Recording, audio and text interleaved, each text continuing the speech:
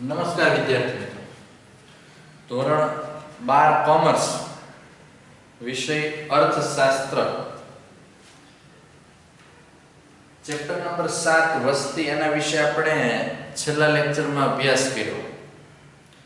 ત્યારબાદનું આપણું નવું ચેપ્ટર પ્રકરણ નંબર 8 કૃષિ ક્ષેત્ર અથવા તો ખેતી ક્ષેત્ર. દેશના વિકાસની પાયાની કરોડરજ્જુ સમાન આ વ્યવસ્થા કે જેના વગર દેશનો વિકાસ સંભવી શકે નહીં. અહીંયા આપણે આ ચેપ્ટરમાં કૃષિ ક્ષેત્રનું મહત્વ, કૃષિ ક્ષેત્રની વર્તમાન પરિસ્થિતિ, નીચી ખેત ઉત્પાદકતાના કારણો, ખેત ઉત્પાદકતા વધારવા માટેના ઉપાયો અને એની સાથે સાથે કૃષિ ક્ષેત્રે કરવામાં આવેલા અલગ અલગ સુધારાઓ, સંસ્થાકીય સુધારાઓ, ટેકનોલોજીકલી સુધારાઓ અને અન્ય ઉપાયો એના વિશે વિસ્તૃત એવી માહિતી અભ્યાસમાં આ ચેપ્ટરમાં આપણે મેળવીશું. સૌથી પહેલી શરૂઆત કરીએ કૃષિ ક્ષેત્ર અર્થતંત્રની કરોડરજ્જુ. અર્થતંત્ર કોઈ પણ દેશ હોય એ દેશ ખેતી, ઉદ્યોગ અને સેવા આ ત્રણ બાબતો ઉપર નિર્ભર હોય. વિકાસમાન દેશ હોય તો એમાં ખેતી ક્ષેત્રનું પ્રભુત્વ વિશેષ હોય, જ્યારે વિકસિત દેશ હોય તો એમાં ખેતીને બદલે ઉદ્યોગ અને સેવા ક્ષેત્રનું મહત્વ વિશેષ જોવા મળે. ઉત્પાદન હોય, આવક હોય કે રોજગારી હોય, બધી રીતે ભારતનું કૃષિ, ભારતની ખેતી એક પાયાની કરોડરજ્જુ સમાન દરજ્જો ધરાવે છે એવું આપણે કહી શકીએ. જુઓ, કૃષિ અર્થતંત્રની કરોડરજ્જુ. ભારત કૃષિ, ઉત્પાદન, રોજગારી અને નિકાસ કમાણી જેવી બાબતોમાં કૃષિ ક્ષેત્ર પર નભતું હોવાથી ભારતને ખેતી પ્રધાન દેશ તરીકે ઓળખવામાં આવે છે. જો ભારત ઉત્પાદન, રોજગારી અને નિકાસ કમાણી આ બધી બાબતોમાં કૃષિ ઉપર નભે છે, કૃષિ ઉપર આધાર રાખે છે અને એટલા માટે ભારતને ખેતી પ્રધાન દેશ તરીકે ઓળખવામાં આવે છે. ભારતમાં કૃષિ ક્ષેત્ર દેશની જીવાદોરી સમાન છે, તેથી તેને અર્થતંત્રની કરોડરજ્જુ સમાન દરજ્જો આપવામાં આવે છે. દેશની જીવાદોરી સમાન છે એટલે કે દેશનું ઉત્પાદન હોય, આવક હોય, રોજગારી હોય કે અન્ય કોઈ બાબત હોય, મોટા ભાગે ભારત ખેતી ઉપર આધારિત દેશ છે અને એટલા માટે એને અર્થતંત્રની કરોડરજ્જુ સમાન દરજ્જો આપવામાં આવે છે.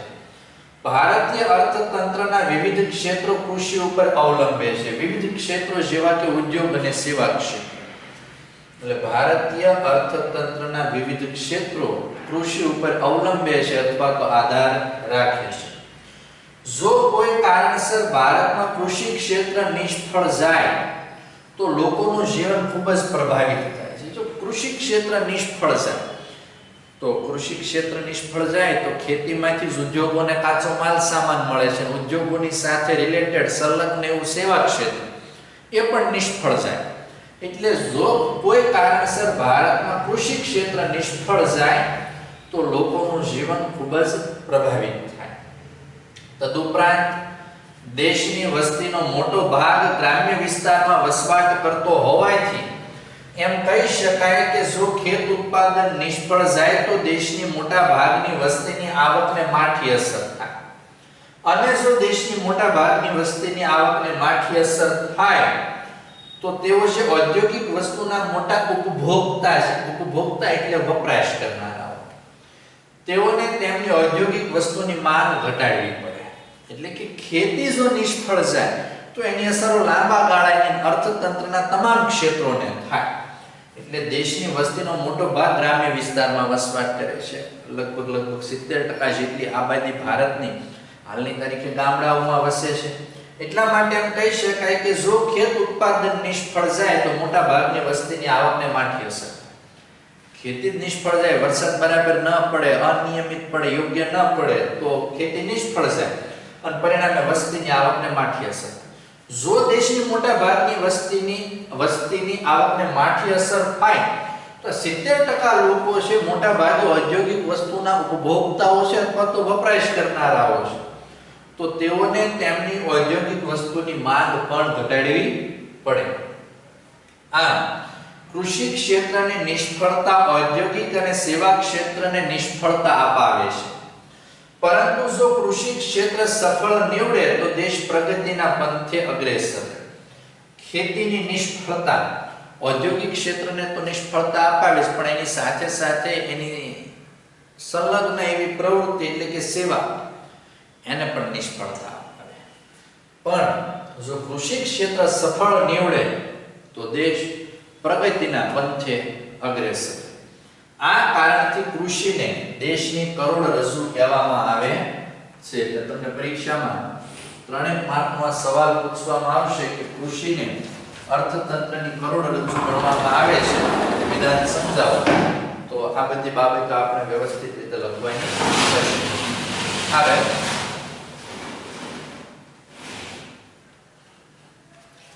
ભારતમાં કૃષિ ક્ષેત્રની વર્તમાન સ્થિતિ, હાલના સિચ્યુએશન શું છે, ખેતી ક્ષેત્રની કરંટ સિચ્યુએશન કઈ છે એના વિશે વાત કરીએ. પહેલું છે રાષ્ટ્રીય આવકમાં ફાળો. જો કૃષિ ક્ષેત્રનો રાષ્ટ્રીય આવકમાં ફાળો એક રીતે અગાઉથી અત્યાર સુધીની સરખામણી કરવામાં આવે તો દિવસે ને દિવસે ઘટી રહ્યો છે. પણ એનો અર્થ એવો નથી કે રાષ્ટ્રીય આવકમાં ફાળો ઘટી રહ્યો છે તો એનું મહત્વ ઓછું થયું છે. ફાળો ઘટવાનું કારણ દેશ વિકાસની પ્રક્રિયામાં અગ્રેસર રહ્યો અને એની સાથે સાથે ઉદ્યોગ અને સેવા ક્ષેત્રનો એકંદરે ખૂબ ઝડપી દરે વિકાસ થયો. એના પરિણામ સ્વરૂપે રાષ્ટ્રીય આવકમાં ફાળો એકંદરે કૃષિ ક્ષેત્રનો ઘટતો રહ્યો. જો રાષ્ટ્રીય આવકમાં ફાળો વર્ષ અને રાષ્ટ્રીય આવકમાં ફાળો ટકાવારીમાં દર્શાવ્યો છે. 1950-51માં રાષ્ટ્રીય આવકમાં ફાળો હતો કૃષિનો 53.1%. કુલ ફાળો કેટલો હોય તો 100%, એમાંથી ખેતીનો ફાળો કેટલો હતો કે 53.1%. 1960-61માં એ પ્રમાણ ઘટીને 48.7%નું થયું. 1970-71માં ઘટીને 42.3%નું. 1980-81માં 36.1%. 1990-91 ત્યારે પ્રમાણ ઘટીને 29.6%. 1990-91 આ સમયગાળો ભારતમાં આર્થિક સુધારાઓનો કાળ ગણાય. જુલાઈ મહિનામાં આપણે આર્થિક સુધારાઓ દાખલ કર્યા. આ સુધારાને આપણે નામ આપીએ છીએ આર્થિક ઉદારીકરણ, ખાનગીકરણ અને વૈશ્વિકીકરણ. અને ત્યાર પછી ભારતે નિયંત્રિત અર્થવ્યવસ્થાને વિશ્વના દેશોને આવકારવા, વિશ્વના દેશોની મલ્ટીનેશનલ કંપનીઓને આવકારવા માટે દરવાજા ખુલ્લા મૂક્યા. આ આર્થિક સુધારાઓના કાળ દરમિયાન રાષ્ટ્રીય આવકમાં ફાળો ઘટીને અગાઉની સરખામણીએ 29.6% થયો. 2000-2001 21મી સદીની શરૂઆતના પ્રારંભિક વર્ષો જેમાં ફાળો 22.3% અને 2011 અને 12માં આનો ફાળો ઘટીને 13.9% થયો. એક રીતે ઉપરથી લઈને અહીંયા સુધી ક્રમશઃ જોવામાં આવે તો રાષ્ટ્રીય આવકમાં ખેતી ક્ષેત્રનો ફાળો ક્રમ વાઇઝ ઘટતો રહ્યો છે, પણ એનું મહત્વ જરા પણ ઓછું આંકી શકાય તેમ નથી. સામાન્ય રીતે ખેતી ક્ષેત્રની આવકને પ્રાથમિક ક્ષેત્રની આવક પણ કહે છે, જેમાં ખેતી સિવાય મરઘાપાલન, મત્સ્યપાલન, પશુપાલનનો સમાવેશ થાય છે. આ ઉપરાંત પોરી ઉદ્યોગ, બાગાયતી ખેતી વગેરેનો સમાવેશ આ ખેતીમાં થાય. એટલે ખેતી ક્ષેત્રની આવકને પ્રાથમિક ક્ષેત્રની આવક કહેવાય, જેમાં ખેતી સિવાય મરઘાપાલન, મત્સ્યપાલન અને પશુપાલનનો સમાવેશ થાય છે. રાષ્ટ્રીય આવકમાં કૃષિ ક્ષેત્રના ફાળામાં થતો ઘટાડો મુખ્યત્વે બિન કૃષિ ક્ષેત્રમાં થયેલા ઝડપી વૃદ્ધિને પરિણામે છે. કૃષિ ક્ષેત્રનો ફાળો ઘટ્યો છે એનું કારણ બિન કૃષિ ક્ષેત્રમાં થયેલી ઝડપી વૃદ્ધિ છે. બિન કૃષિ ક્ષેત્રમાં થયેલી ઝડપી વૃદ્ધિ એટલે કયું ક્ષેત્ર? તો કે ઔદ્યોગિક અને સેવા ક્ષેત્રનો એકંદરે ખૂબ સારો વિકાસ થયો. એના પરિણામ સ્વરૂપે કૃષિ ક્ષેત્રનો ફાળો ધીમે ધીમે ઘટી રહ્યો છે. નંબર 2, રોજગારી. આઝાદી સમયે 72% લોકોને કૃષિ ક્ષેત્ર રોજગારી આપતું, 72%. કુલ રોજગારી 100%, એમાંથી 72% લોકોને રોજગારી ખેતી ક્ષેત્ર આપતું. 2001 અને 2માં આ પ્રમાણ ઘટીને 58% થયું, જ્યારે 2014 અને 15માં 49% થયું. જો કે એવું કહી શકાય કે હાલની તારીખે પણ ખેતી 2014-15 ની ગણતરીએ ધ્યાનમાં રાખીએ તો ખેતી લગભગ કુલ આબાદીમાંથી અડધી આબાદીને અડધી વસ્તીને ખેતીમાંથી રોજગારી આપે છે.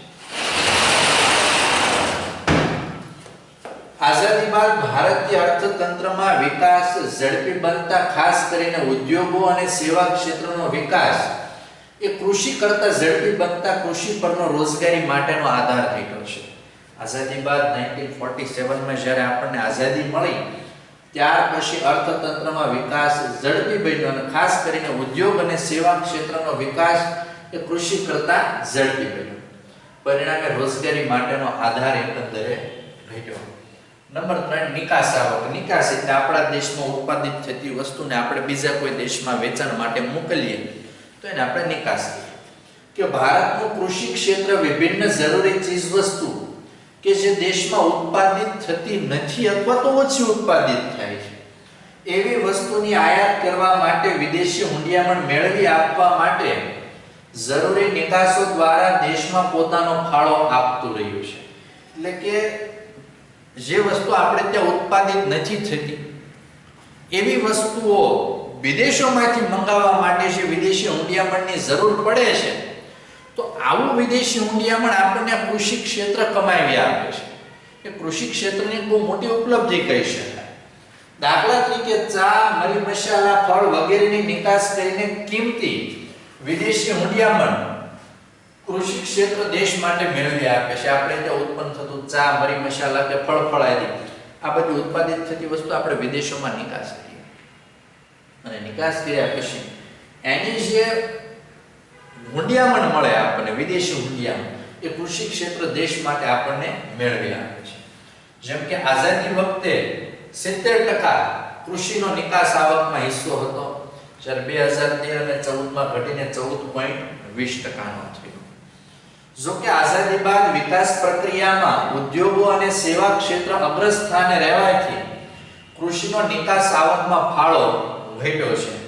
આઝાદી મળી ત્યાર પછી વિકાસ પ્રક્રિયામાં ઉદ્યોગો અને સેવા ક્ષેત્ર અગ્રસ્થાને રહ્યા, આગળ પડતા રહ્યા અને પરિણામે કૃષિનો નિકાસ આવકમાં ફાળો એકંદરે ઘટ્યો. પણ એમ છતાં મેં અગાઉ કીધું એમ કે રાષ્ટ્રીય આવકમાં એનો હિસ્સો જરાક પણ ઓછો નથી, એનું મહત્વ કે મૂલ્ય ઓછું આંકી શકાય તેમ નથી.